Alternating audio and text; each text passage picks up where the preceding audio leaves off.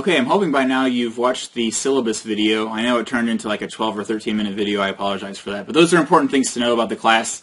And I figured maybe it's easier to watch the video than it is to call through the actual syllabus online, and because I'm not sure how much we ever retain of that.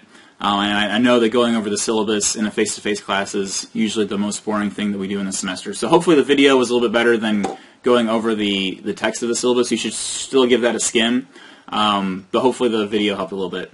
But now we're talking about our week 1 reading. So the semester work begins in earnest right now. You're reading 2 short stories today, or this week. The first is The Lottery by Shirley Jackson. You may have read this in a literature course. You may have read it in English in high school, sometime around there. It's a pretty popular story. It's a pretty trippy story in a way. And then I also gave you Tim O'Brien's On the Rainy River, which is from his collection of short stories, The Things They Carried. So here's The Lottery by Shirley Jackson. It's a collection of short stories, and The Lottery is the title story. And On the Rainy River comes from Tim O'Brien's book, The Things They Carried. We'll read the things... No, we won't. That's a different course. Never mind. I'm getting my courses mixed up. But we're reading these things this week. And I wanted to do this for a couple of reasons. As I mentioned in the syllabus video, I think literature is a good way to practice writing from sources. So that's one reason. And another reason is the content of these stories and how they relate to Comp 2. In the syllabus video, I talked a little bit at the very end about how it's important for us to be conscientious citizens, how we distinguish good sources from bad sources, how we understand our role in society or in the world. And I think those are things that come up in the story. So I'll give you sort of a spoiler alert. If you're reading this or if you're watching this video first thing during the week, I'm going to talk about the stories now. You may want to pause this video and come back to it later after you've read the stories, especially The Lottery. A lot of my students in the past have read and enjoyed The Lottery, and there's a little bit of a twist to it. So I don't want to spoil it for you. So that said, you can pause the video now and come back. But if you've already read it or you don't really care, you want the spoiler right away, The Lottery is a pretty strange story, right? It seems set in this really idyllic place, this village where everything seems to be perfect. I mean, we know nothing's ever perfect, but it seems to be a pretty good place to live. The community gathers in the village square, and why do they gather there? Well, we don't really know until the end of the story. We know that there's a lottery, but we don't really know what the lottery is about. And in the end, the lottery turns into a drawing, and whoever, quote, wins the lottery is what? They're stoned to death, right? So you don't really see that coming, right? You probably picked up on a few hints along the way that there's some trepidation among the citizens of the town. There's talk about giving up the lottery. And as we understand the lottery here in this country, we think millions of dollars, right? So why would someone want to give up the lottery where you have a chance to win millions of dollars? So there's some foreshadowing there where you think maybe this lottery is not what it seems. And then in the end we find out that the lottery is really to figure out who's being stoned to death every year on June 27th. Now, why is that relevant to Comp 2? Well, have you heard of the word conformity? Which means... Well, let's put it this way. You've probably asked to go out with your friends at some point or do something that your parents didn't approve of that someone else that you liked were doing. And did your mom or dad say, you know, if so-and-so jumped off a bridge, would you join them? And that's kind of an example of conformity. It's sort of succumbing to peer pressure and following the crowd, right? There is some dissent in the story of the lottery in the village about, you know, should we continue the lottery, should we not? But it's pretty mild dissent, and no one ever does anything about it, right? And even Tessie Hutchinson, who's late to the lottery, you know, if she knows what the lottery is, which she obviously does, and she's late, wouldn't you think, man, I'm just going to bolt. Everyone's in the town square. I'm going to get the heck out of Dodge, right? Obviously, she doesn't know that her name's going to be picked, but if she really opposed the lottery or the principles of the lottery, then why not just leave, right? So she conforms to the lottery, to the principles behind the lottery throughout the story. It's only at the end when her name is picked and she's basically screwed that she really puts up the protest, right? And no one, not even her husband, stands up for her, right? This is the tradition. Tradition plays a really large role in this story. And so everyone just goes along with that. And we've probably all experienced things like that in our lives where we succumb to peer pressure, right? It's a major thing. You probably had like assemblies on peer pressure when you were in high school. It happens to you as an adult. I can testify to that. and you put in situations where maybe you think, I should have acted differently, but I didn't want to, I wasn't strong enough to stand out in a crowd. And so I'm always wondering, why does the lottery continue in the story? And that's not information that we have, but it's interesting to think about.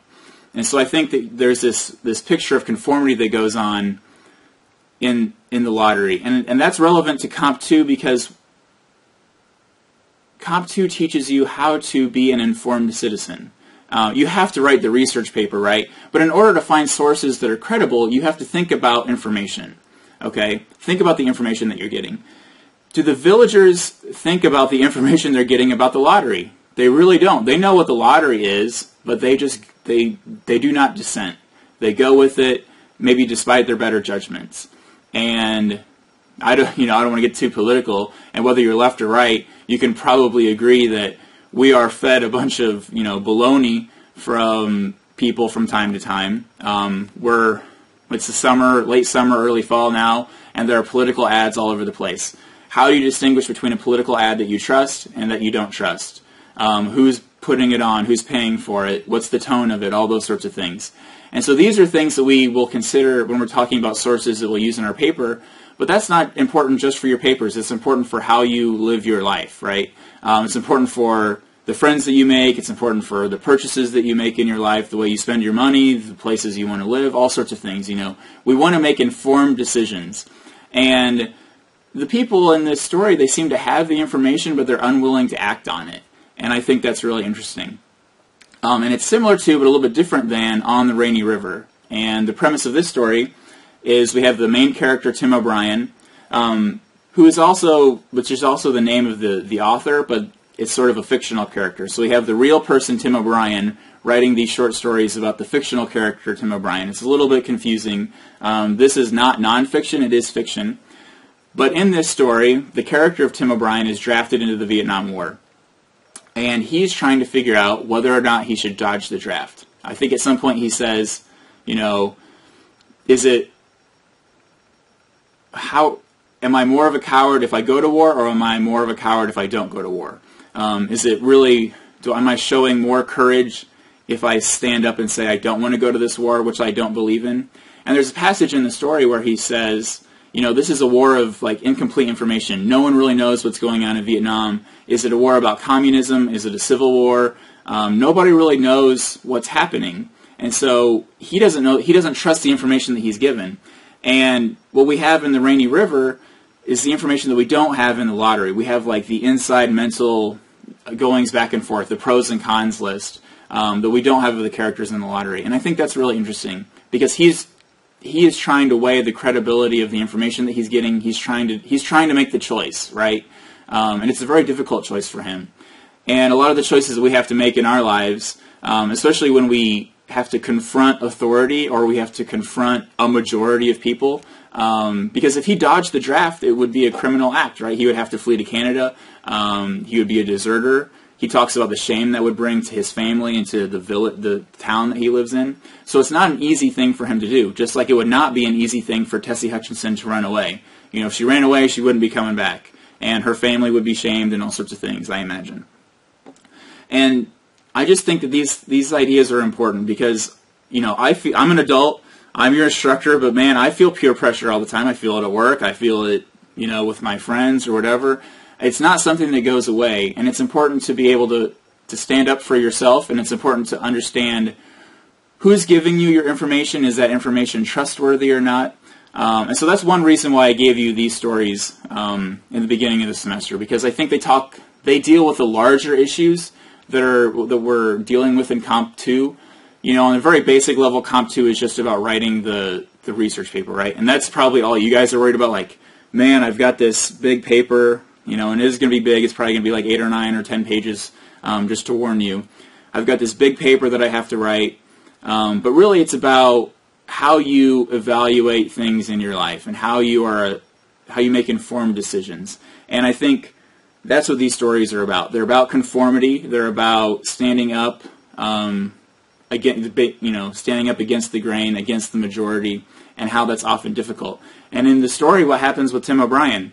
He goes to war, right? He says, I was a coward, I went to war. And so he's basically Tessie Hutchinson, right? Maybe Tessie Hutchinson is, before the lottery, she's thinking, man, I can make a break for it, but that would be difficult for me, it would be difficult for my family, and so she goes into the lottery, and eventually it doesn't work out too well for her. And we'll read, if you read the rest of the stories and the things they carry, it doesn't work out too well for Tim O'Brien either. He makes it out alive, the character does, but he has a lot of trauma. So I think these stories are really interesting, and I'm going to, we're talking about big picture things here. I am also going to use these stories. I've written a little paper comparing them and talking about conformity. And so once I figure out my screen capture software, I will walk you through the process of writing about these stories and how you incorporate quotes into the text. So you'll have sort of a little template for when you have to do your writing assignments, so you can come back to that and talk about or think about how you insert text into your own writing. So I hope that you're finding some relevance here between these stories and what we're trying to accomplish in Comp 2. I'm not giving them to you just because I'm a literature guy, which I am. I do think that they're important. So I hope you enjoyed the stories first, and I hope that you're finding them useful to what we're starting to think about in the course.